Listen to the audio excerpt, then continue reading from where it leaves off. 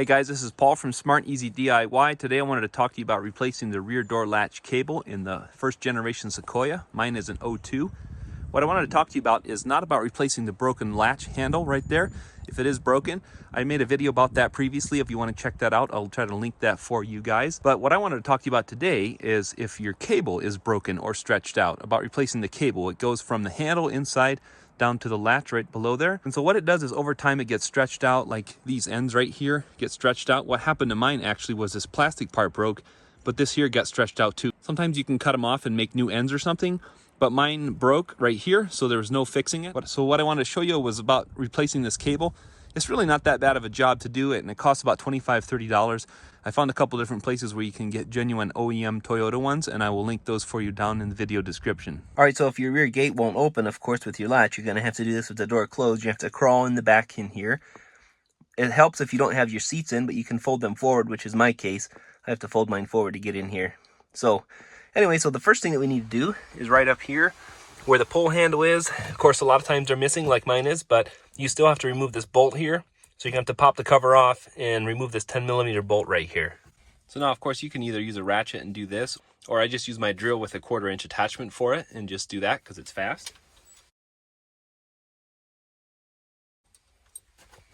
You want to take that off and set it off to the side. And then I got this tool set. It's really cheap. It's like $6, I think.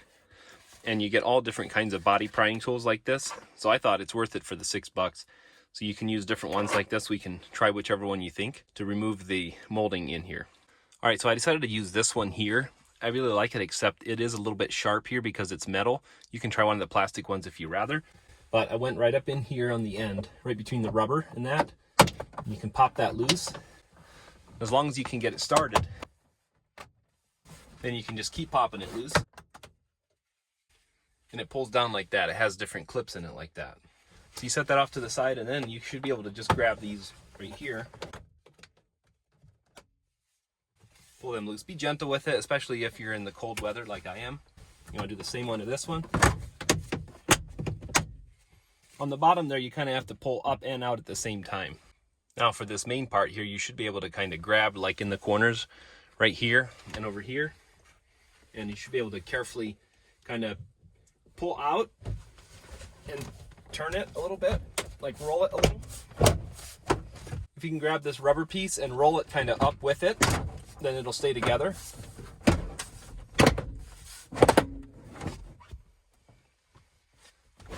Then this whole panel comes loose and you can figure out how to get it out of here. Now that we got that piece off, we need to remove these 10mm bolts. There should be 8 of them, I believe, that you take out there. And then you take this whole panel, and you don't have to disconnect any of the wires at this point because you're just going to be swinging this over to the right. So again, I'm using my screw gun with a 10mm socket. You can use a ratchet or whatever you have. So we have some plastic clips holding it in a few places where these white ones are. There's 3 of them. Now after that, I would just remove all 3 of these rubber plugs right here. And just pop those out. Next, I use a flat screwdriver and remove this clip right here just by prying on this side of it. And then that pops out like that. Then you're going to be able to remove that cable right there. Okay, now that this cable is loose right here, and we can get our hand up in behind here like this, then we can use one of the holes here that you pulled the rubber plugs out to look in there, and you can kind of see the end of the cable there. Try to show it the best I can, but see how mine's broken? That's why it's unclipped from that part. And then it has to come out from under that latch there. Then I'll show you the ends here. But yeah, so this is the whole reason why I have to replace mine. Number one, this is stretched out right here. And that's the most common problem, is they get stretched, then they don't pull enough on the handle anymore to unlatch it. And some people have tried to put like lead sinkers on here from fishing lines. You can do that. You can try that, but they're kind of soft. I tried some other methods, but it didn't work out. And then this plastic just broke. So I decided I'm just going to replace the whole cable, and hopefully that'll fix the problem. So I'm tired of dealing with it. For $25, $30, I think it's worth it. So the main thing is that you're opening it, that this here doesn't catch on anything, and you can just kind of pick it up as you open the back up. Okay, now you can just grab this and pull on it to open the latch up. Then this back will open right up. And then you just want to pick this up and let it go with it. And as long as it hangs there gently, it should be just fine. Now that we have the back open, the next thing we need to do, this worked out pretty well. I just used a flat screwdriver. There's just a little clip right here. You can pop that off, and that comes off just like that. Now I'm gonna use my drill gun again with the socket, the 10mm, and just take these 3 bolts out. I'll try to show this the best I can, but now that you got these 3 bolts out, on the inside here, you have to remove this clip right here, and I just used the pliers and pinched it together and got it loose. So I did that beforehand, but I just wanted to show you where this one's located. Then what I'm gonna try to do is slide the whole thing this way, and that wire has enough slack that you can get it out right here. And there is enough room right here. It's a little tight, but you can wiggle it and get it out of there.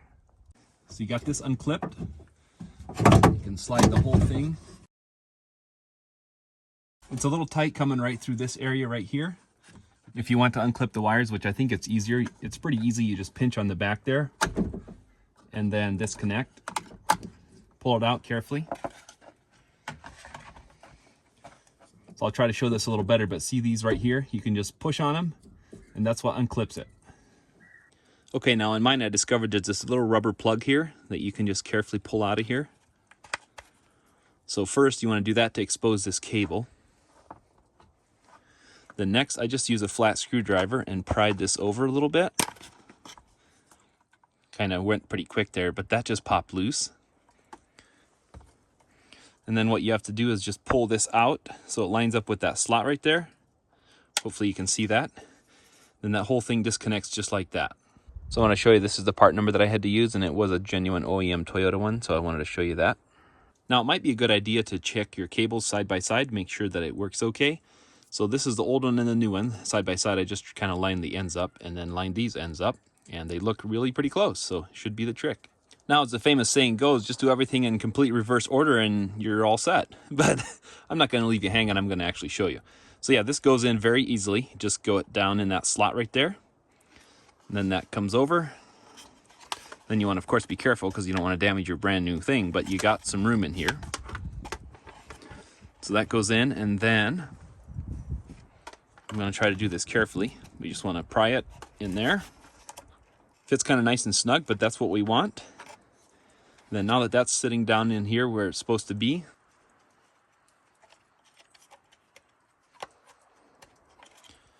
then we can just slide this guy back down in there. And it's maybe a little tricky since it's worn out, but it seemed like it just went in like that. You can kind of see the shape. And then this little flap tucks down below this right there. This is just a piece of foam that is kind of expired. And then this one just tucked in on that side. And I did want to clarify quick, when you're pushing this over right here with the screwdriver, don't pry too hard on this plastic sidewall. You're kind of prying, but you're also kind of pushing that more than anything in a way with the screwdriver. So just wanted to clarify that before we move on. Okay, we're going to reconnect the wire connectors and get this back in there. Make sure they click in really well. You kind of almost have to go in this way to get enough room because this is too far down, so you have to go around it kind of.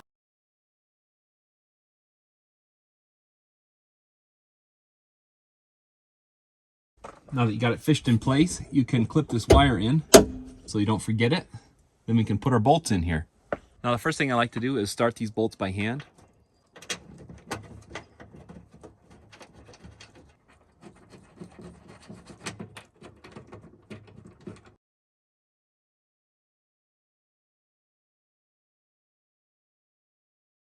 So since I have a drill with a locking chuck, I can just do that. I can get it close and then rotate the whole drill and tighten it by hand, just like using a socket set. So if you have a socket set, you can do that.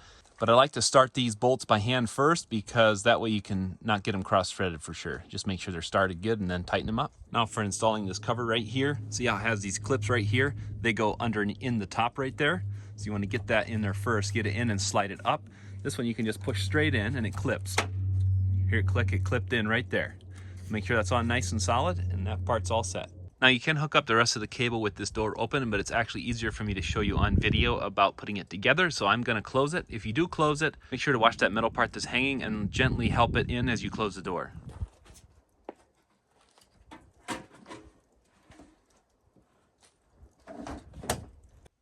Okay, for reassembly, I want to show you a couple tricks. Now you're gonna need a flat screwdriver for this, and the short one won't do it. You'll have to get one that has a longer part to be able to reach through here. And I'm going to use a flashlight shining through the left hole to show you, and I'm going to show you in this bottom right hole here. And this is the one you're going to be using the screwdriver through. But basically, see how that clips on there, the plastic part? So what it worked good for me is don't worry about getting the end of the cable on first, worry about getting that plastic part in. And you can go right in through this hole on the bottom right that I'm recording this through, and you're able to push with the flat screwdriver, the longer one, and get that right on there. It pushes on a little tight since it's new. It goes on there, and then you can get the end of the cable fished through that little slot right there, and it should go on there pretty easy. Now, for some reason that you can't get it on that way, if it's too hard to do it, it is a little bit tight to get your hand in there, but it is doable, especially with using the flat screwdriver. What you can do is you can completely remove the handle from the outside and do it that way, but I would suggest watching my other video that I did about that, and I'll link to that one down in the video description if you want to watch that for complete disassembly of the handle on the outside. But doing it with the flat screwdriver worked really good for me on the inside like this. Now that that's in, let's get this cable clipped in right here before we forget it. And then let's go ahead and put our rubber plugs back in here. Now before we do any more, we should test the handle from the outside, make sure that it's working. So next we bring this part over here and push the clips in. So those clips will hold it right in place, then you can go ahead and put your 8 bolts back in. Careful not to over torque them if you do use a gun because they're just plastic, so I like to get them close and then just hand torque them since my chuck is a locking chuck.